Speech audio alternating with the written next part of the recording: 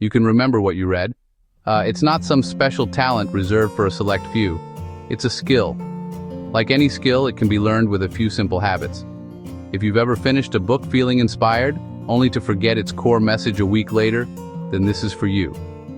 Try the methods we are about to discuss, and I promise you will see a big change in what you retain. Imagine turning the fleeting wisdom from pages into lasting knowledge you can use every single day. This isn't about having a photographic memory. It's about reading with intention and a clear, simple plan. A year ago, I finished a fantastic book on productivity. I was buzzing with excitement, ready to overhaul my entire workflow. I told friends about it. I recommended it at work. I felt like I had discovered a secret manual for success. But when someone asked me a month later to explain the 3 main principles from the book, my mind went blank. I could recall the cover. I could recall the feeling of reading it. The actual substance, the actionable advice, had evaporated. I felt a pang of disappointment, a sense of wasted time. It was a sad feeling, knowing all that potential was lost. That experience was a turning point for me. I couldn't accept that reading was just a temporary high. I wanted to keep the best parts of every book I invested my time in. So I started a personal quest. I dove into learning about memory, cognition, effective study techniques. Reading for pleasure is one of life's great joys, but reading for growth requires a different approach. The ideas we encounter in nonfiction are only useful if we can remember them when we need them. Strong memory helps us solve problems and learn new skills, a language, a coding framework, a marketing strategy. A good memory enriches conversations, deepens understanding, and transforms reading from passive pastime into a powerful tool for self-development. To make this transformation, we need a system. A random approach leads to random results. That's why I use the hook, habit, highlight method. Hook, habit, highlight. This gives your reading process structure. It's intuitive and easy to remember. The goal is to make effective reading second nature, not a chore. The first part is the hook. This is about how you begin. Before the first sentence, prime your brain. Set a clear intention and create the right environment for focus. A strong start hooks your attention. The second part is the habit, the core of the reading process. Build a simple, repeatable routine. Active reading turns you from a spectator into a participant in a conversation with the author. Finally, the highlight. It's what you do after a passage or chapter. Not just marking lines, but identifying, capturing, and processing the key ideas so they stick. Highlighting means making the most important information stand out. Together, hook, habit, and highlight create a complete cycle. Hook, habit, highlight. Let's break down each step into simple, actionable tips. You're about to make your reading unforgettable. The journey to better memory begins before you even open the book. What you do in the few minutes leading up to your session has a massive impact on what you'll retain. First, set a clear goal. Ask, why am I reading this book? Your answer should be specific. Instead of learn about marketing, try. Find 3 strategies to improve our company's social media engagement.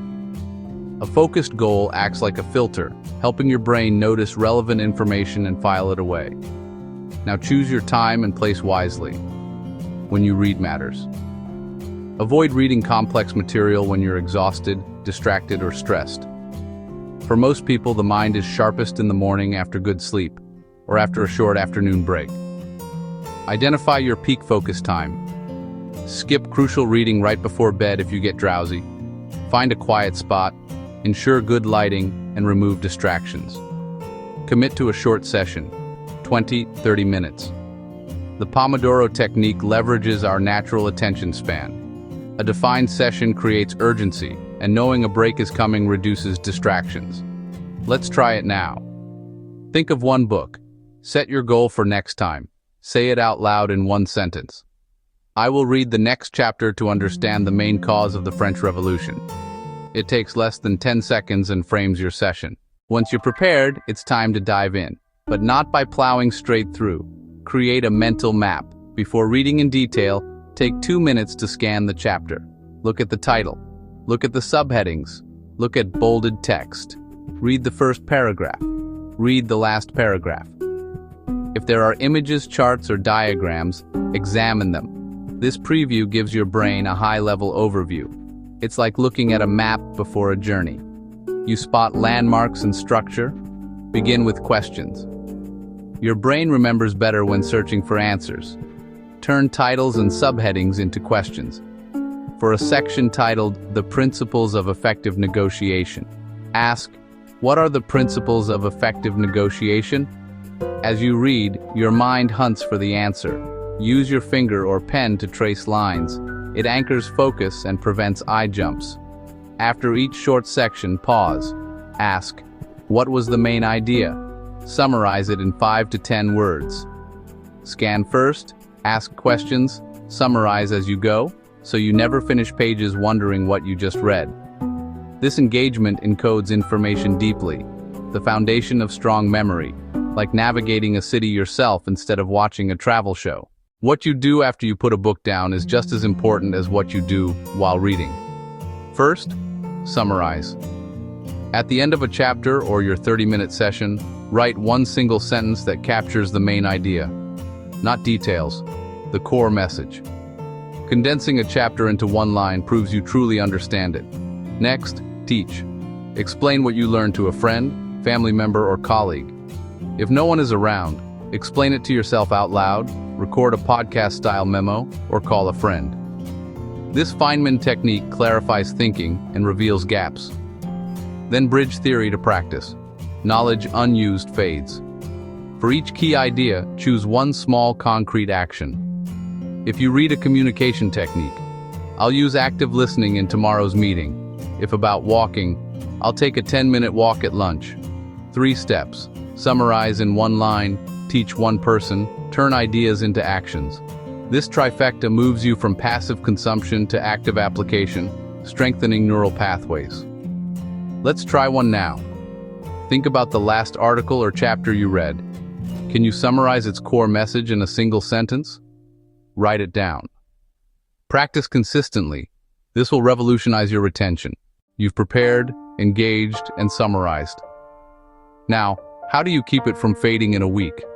Use spaced repetition. Our brains forget unused info. Spacing interrupts forgetting at just the right moments. Review just as you're about to forget. It tells your brain this matters. You don't need complex software.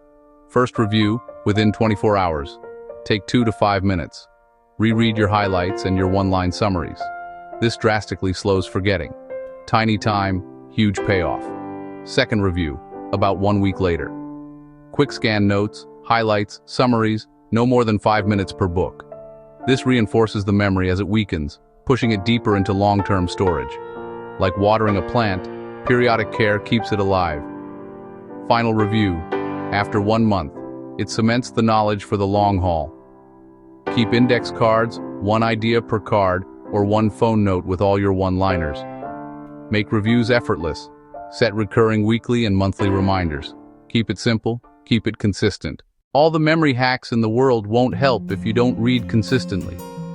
Habit is the foundation. Make it easy and automatic. Anchor reading to a specific time and place. Choose a time you can actually commit to, even just a few minutes. The first 15 minutes after waking up, during lunch, on the evening commute. Consistency matters more than duration. Start small, very small. The biggest mistake is aiming for an hour a day and quitting. Instead, set a goal so easy you can't say no, 5 minutes a day. After a week, increase to 10, and so on. Momentum builds confidence. Use a cue, brew tea, flip on a specific lamp, sit in a particular chair. For example, sit in your reading chair with your morning coffee. Challenge. For 10 days, read at the exact same time, even for 5 minutes. Mark it on your calendar. Notice day 1 versus day 10. What requires discipline on day 1 feels natural by day 10. This is the power of routine. Remove the daily decision of if and when to read. Free your mind to enjoy reading and absorb more ideas. Once you have the fundamentals, try techniques that tap into your brain's strengths. Our brains aren't wired for abstract facts. They're wired for stories, images, and spatial info. Translate key concepts into tiny stories with a character and a simple plot. Stories add context and emotion, powerful hooks that make ideas stick. Use vivid, unusual, even funny imagery. The more absurd and exaggerated, the more memorable. Reading about cognitive dissonance? Picture your brain juggling two flaming torches that look totally different. That image beats the dry definition. Try the memory palace. Link ideas to familiar locations. Pick a place you know well, your home or your commute. Put the first idea on your front door, the second on the kitchen table, the third on the sofa. Recall them by taking a mental walk. It may sound strange, but it works with your brain's architecture.